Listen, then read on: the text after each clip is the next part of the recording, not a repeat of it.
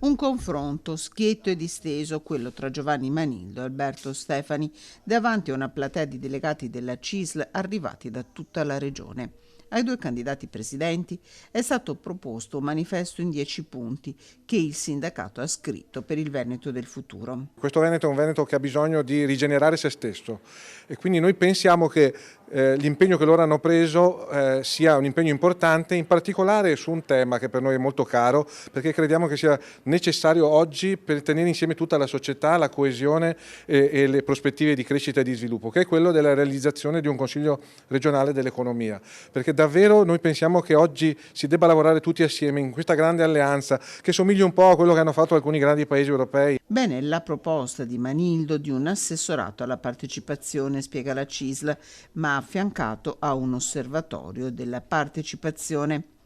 Bene anche il marchio Veneto 100% lanciato da Stefani, ma capendo quali siano le politiche industriali e di sviluppo che propone. I titoli sono importanti, poi noi siamo abituati come CISL a guardare nel merito e nella concretezza e quindi li misureremo per le cose reali che verranno fatte e nelle scelte che realizzeranno.